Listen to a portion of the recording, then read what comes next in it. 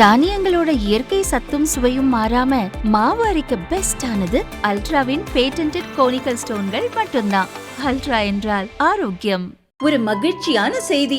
இதயம் நல்லெண்ணெயின் விலை லிட்டருக்கு ரூபாய் 105 குறைஞ்சிருக்கு. செப்டம்பர் 2023ல 1 லிட்டர் இதயம் நல்லெண்ணெயின் அதிகபட்ச விலை ரூபாய் 503. ஆனா இப்ப 1 லிட்டர் இதயம் நல்லெண்ணெயின் விலை ரூபாய் 398 மட்டும்தான் தமிழ்நாட்டுல.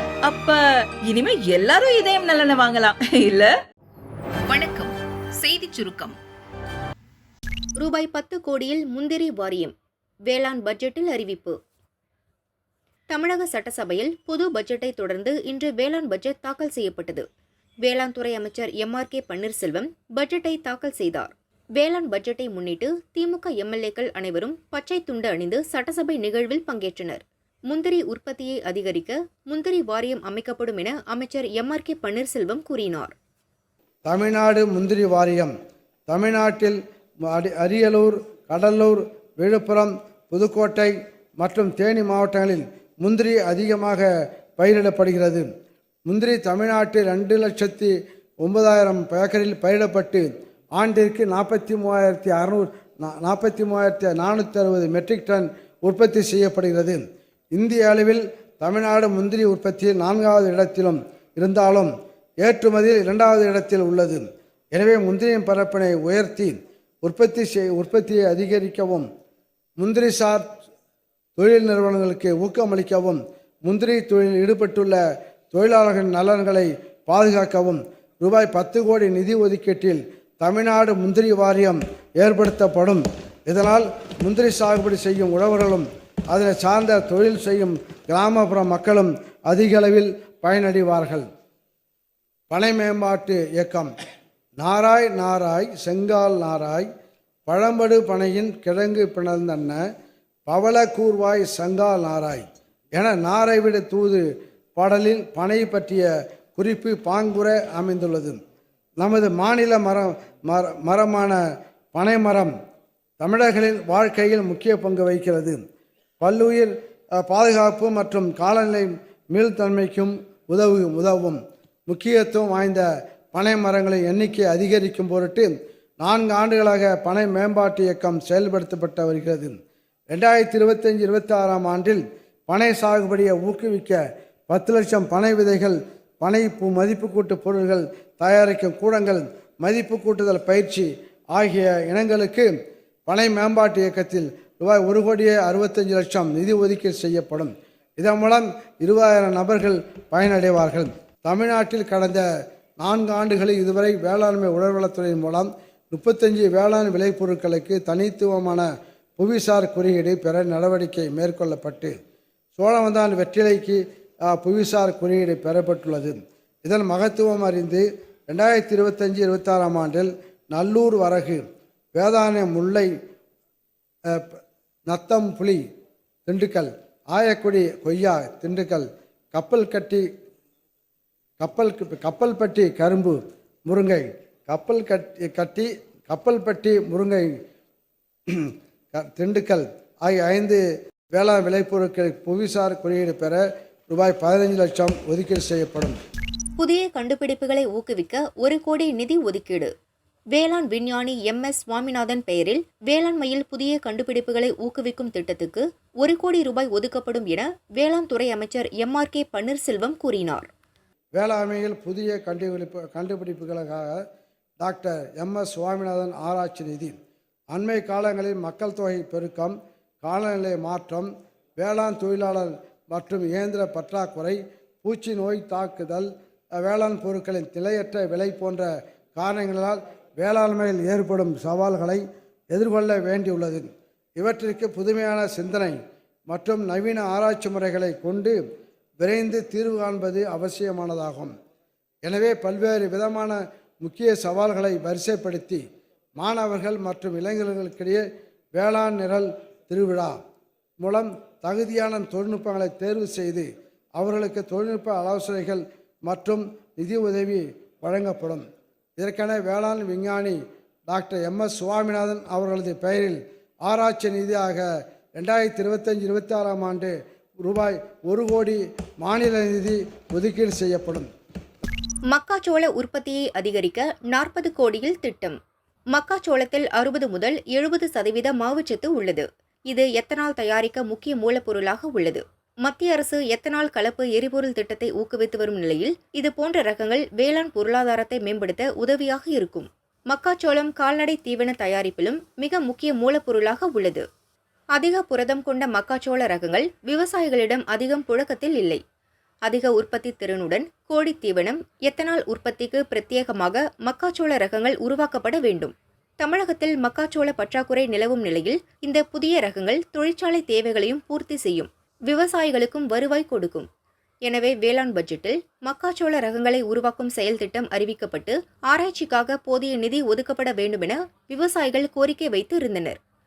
மக்காச்சோளம் சாகுபடி மூலம் உழவர்களுக்கு அதிக வருமானம் கிடைக்க மக்காச்சோள உற்பத்தி மேம்பாட்டுத் திட்டம் செயல்படுத்தப்படும்.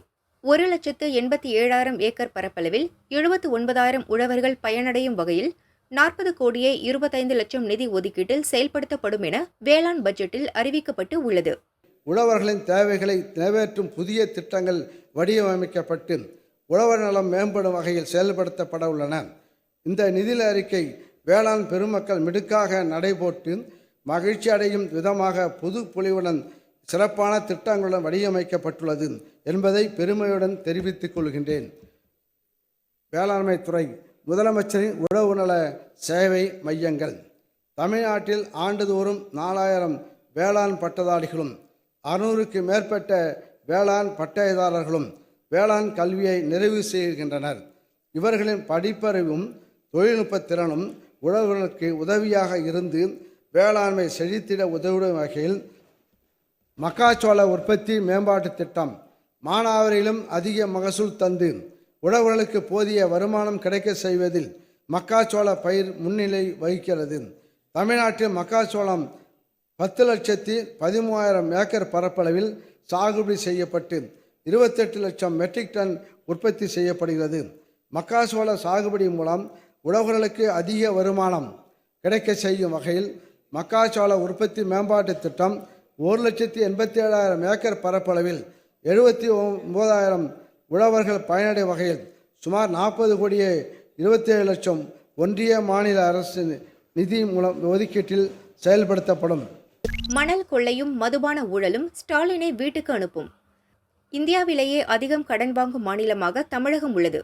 ரூ போட்ட பட்ஜெட்டிற்கு ஓ போட முடியாது என பாஜக மூத்த தலைவர் தமிழிசை சவுந்தரராஜன் சொன்னார். இந்த டாஸ்மாக் ஊழலை மறைப்பதற்காக நீங்கள் மொழி பிரச்சனையை கொண்டு வருகிறீர்கள் என்று நாங்கள் சொல்கிறோம். ஆனால் நீங்கள் சொல்றீங்க, தம்பி உதயநிதி சொல்றாரு, அதாவது இந்த மொழி பிரச்சனையை மறைப்பதற்கு டாஸ்மாக் எஃப்ஐஆரின் அடிப்படையில் வந்த குற்றங்களின் அடிப்படையில் நான் பத்திரிகை சகோதரர்களே கேட்கிறேன். இதுக்கு முன்னாலே எத்தனையோ பத்திரிகைகள் எழுதப்பட்டிருக்கிறது. இது 10 ரூபா கமிஷன், அதாவது பாலாஜியை பொறுத்த வரைக்கும் அவர் செந்தில் பாலாஜி கமிஷன் தான். ஏன்னா டிரான்ஸ்போர்ட்டாக இருக்கும்போதும் அவருக்கு பஸ்ஸு ஓடும்போதும் கமிஷன் வாங்குவார், அது ஓடும்போதும் கமிஷன் வாங்குவார், உள்ளே போடும்போதும் கமிஷன் வாங்குவார்.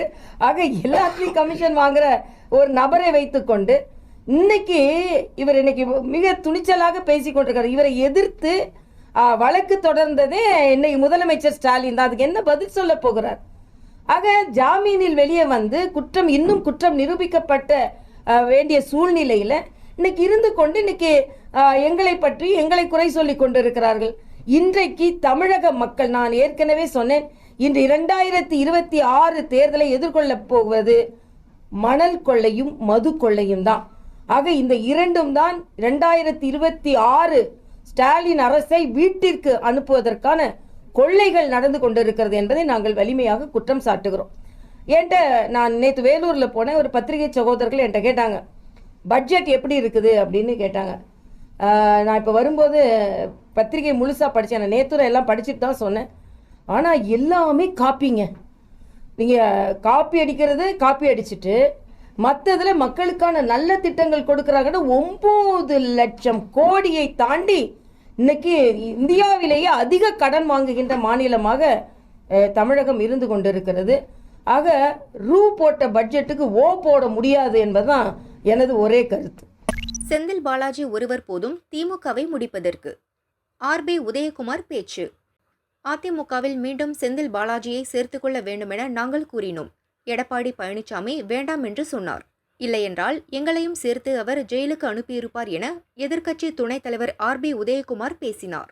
இந்த ஆலைகள்ல நடந்திருக்கிற ஊழல் இதுதான் விஞ்ஞானபூர்வமான ஊழல். செந்தில் பாலாஜி மைய செல்வனோடையும் பணியாற்றி இருக்கிறாரு, எங்களோடையும் பணியாற்றி இருக்கிறாரு. அப்பெல்லாம் அவருக்கு இந்த மூளை இல்ல, இப்பதான் வேற மூளை அவருக்கு வந்திருக்கு. எங்கிட்ட இருந்தா புனிதர், அவர்கிட்ட இருந்தா எங்கிட்ட இருந்தா ராமன், எங்கிட்ட இருந்தா அவர்கிட்ட இருந்தா ராவணன் அப்படி சொல்லவில்லை. எனக்கு தான் வில்லு கதையை சொல்லி நம்ம வைகை செல்வன் நம்ம எல்லாம் சிரிக்கவும் சிந்திக்க வைத்திருக்கிறார். செந்தில் பாலாஜி மாணவனில இருந்து எங்களோட இருக்கிறார். அங்க போன உடனே எப்படி இந்த விஞ்ஞான ரீதியான ஊழல் செய்தாரு? ஏன்னா சர்க்காரியா கமிஷன் சொல்லிச்சு, இந்தியாவிலே விஞ்ஞான ரீதியாக ஊழல் செய்வதற்கு கருணாநிதியை தவிர வேற யாரும் பிறக்கவில்லை. இந்த கதை உங்களுக்கு தெரியும். சர்க்கரை எங்கடான்னு கேட்டா யாரு தின்னுட்டு போனாங்க, இவன் திட்ட எறும்பு தின்னுட்டு போச்சுன்னு சொன்னான். சரி சர்க்கரை தான் போய் தொலைது, அந்த சாக்காது எங்கடா இருக்குன்னு சொன்னா அது எலி தின்னுட்டு போச்சுன்னு சொன்னவன் தான் இந்த விஞ்ஞான ரீதியான. அதுதான் வைகை செல்வன் சொன்னாரு, டெல்லியில நடந்துச்சு பார்த்தேல, சத்தீஸ்கர்ல நடந்துச்சு பார்த்தேல, மிக விரைவிலே தமிழ்நாட்டிலே நடக்க போகிறது திமுகவுடைய அரசியல் எதிர்காலமே கேள்விக்குறியாக போகும். ஏன்னா நாங்க தெரியாமலையா செந்தில் பாலாஜி எங்க அம்மா தள்ளி வச்சாங்க. முட்டா பயில செந்தில் பாலாஜியை புரட்சி தலைவி இதயமா அம்மா அவர்கள் இவன் இதுக்கு சரியா வரமாட்டான்னு சொல்லிதானே தள்ளி வச்சோம். தள்ளி வச்சவனை நீ வந்து தூக்கி வச்சு கொண்டாடுறிய, அப்பதான் எங்களுக்கு டவுட். இந்தியாவுக்கு பல மொழிகள் தேவை. பவன் கல்யாண் பளிச் பேச்சு. ஜனசேனா கட்சியின் 12ஆம் ஆண்டு விழா நிகழ்ச்சிகள் ஆந்திர மாநிலம் காக்கிநாடாவில் நடந்தது. இதில் துணை முதல்வரும் கட்சியின் தலைவருமான பவன் கல்யாண் கலந்து கொண்டு பேசினார். நமது இந்தியாவுக்கு 2 மட்டுமல்ல, தமிழ் உட்பட பல மொழிகள் தேவை. மொழியியல் பன்முகத்தன்மையை நாம் ஏற்றுக்கொள்ள வேண்டும். அது நாட்டின் ஒருமைப்பாட்டை பேணுவதற்கு மட்டுமல்லாமல் அன்பையும் ஒற்றுமையையும் வளர்க்கும். நம் நாட்டில் பல மொழிகள் இருப்பது நல்லது. தமிழக அரசியல்வாதிகள் ஏன் ஹிந்தியை எதிர்க்கிறார்கள் என்பது தெரியவில்லை. ஆனால் தமிழ் படங்களை ஹிந்தியில் டப் செய்து வெளியிட அனுமதிக்கின்றனர். பாலிவுட்டில் இருந்து பணத்தை விரும்பும் அவர்கள் ஏன் ஹிந்தியை ஏற்க மறுக்கின்றனர்? இது எந்த மாதிரியான லாஜிக்? அதேபோல் சமஸ்கிருதத்தை சிலர் ஏன் விமர்சிக்கின்றனர் என்பது எனக்கு புரியவில்லை. உத்தரப்பிரதேசம், பீகார், சத்தீஸ்கர் போன்ற ஹிந்தி பேசும் மாநிலங்களிலிருந்து பணமும் தேடுகிறார்கள். மேலும் பீகாரிலிருந்து தொழிலாளர்களையும் நம்பியிருக்கிறார்கள். இப்படியான விஷயங்கள் இருந்தும் ஹிந்தியை வெறுக்கிறோம் என கூறுகிறார்கள். இது எப்படி நியாயமானதாக இருக்கும் என பவன் கல்யாண் பேசினார். கச்சத்தீவு அந்தோணியார் திருவிழாவில் இருநாட்டு பக்தர்கள் அன்பு பரிமாற்றம். கச்சத்தீவில் உள்ள புனித அந்தோணியார் சர்ச் தேர் திருவிழா விமரிசையாக நடைபெற்றது. ராமேஸ்வரத்திலிருந்து 3143 பக்தர்கள் படகில் கச்சத்தீவு சென்றனர். நேற்று மாலை அந்தோணியார் உருவம் பொறித்த கொடி ஏற்றப்பட்டு சிறப்பு திருப்பலி நடந்தது. இந்தியா, இலங்கை இருநாட்டு பக்தர்களும் சிலுவையை சுமந்து தேவாலயத்தை சுற்றி வந்து வழிபட்டனர். பின் அந்தோணியார் தேர்பவனியும் நடைபெற்றது. இன்று காலை நடைபெற்ற கூட்டு பிரார்த்தனையில் இந்தியா, இலங்கை பக்தர்கள் கலந்து கொண்டு ஒருவருக்கொருவர் நட்புகளை பரிமாறிக்கொண்டனர். கொடி இறக்கப்பட்டு திருவிழா நிறைவு பெற்றவுடன் இரு நாட்டு பக்தர்களும் நாடு திரும்பினர். சுனிதாவை மீட்க விண்ணில் பாய்ந்தது பால்கன் 9 ராக்கெட். பூமிக்கு வருகிறார் சுனிதா. சென்ற ஜூன் 5 இந்திய வம்சாவளியான சுனிதா வில்லியம்ஸ் விண்வெளியில் உள்ள சர்வதேச விண்வெளி மையத்துக்கு அமெரிக்காவின் நாசா சார்பில் பயணமானார். அவருடன் விண்வெளி வீரர் புட்ச் வில்மோரும் சென்றார். 8 நாட்கள் அங்கு தங்கியிருந்து பூமிக்கு திரும்ப திட்டமிடப்பட்டிருந்தது. ஆனால் அவர்கள் சென்ற போயிங் ஸ்டார்லைனர் ராக்கெட் பழுதடைந்ததால் அந்த முயற்சி தோல்வியடைந்தது. தொடர்ந்து பலமுறை எடுக்கப்பட்ட முயற்சிகளும் பலனளிக்கவில்லை. 8 நாட்களுக்கான பயணம் நீடித்து இப்போது 9 மாதங்களை எட்டியுள்ளது. இருவரையும் அழைத்து வர சில தினங்களுக்கு முன் எலான் மஸ்கின் ஸ்பேஸ் எக்ஸ் நிறுவன ராக்கெட்டை செலுத்துவதாக இருந்தது. கடைசி நேரத்தில் ராக்கெட்டில் தொழில்நுட்ப கோளாறு ஏற்பட்டது. இதனால் திட்டம் ஒத்தி வைக்கப்பட்டது. இன்று புளோரிடாவில் உள்ள விண்வெளி மையத்திலிருந்து பால்கன் 9 ராக்கெட் விண்ணில் பாய்ந்தது. இந்த ராக்கெட்டில் 4 விஞ்ஞானிகள் அனுப்பப்பட்டுள்ளனர். இன்றிரவு 11:30 மணி அளவில் சர்வதேச விண்வெளி மையத்தை அடையும் இவர்கள் இருவரையும் மீட்டு மார்ச் 19க்குள் பூமிக்கு திரும்புவார்கள் என எதிர்பார்க்கப்படுகிறது. விரைவில் சுனிதா வில்மோர் பூமிக்கு அழைத்து வரப்படுவார்கள் என நாசா நம்பிக்கை தெரிவித்துள்ளது.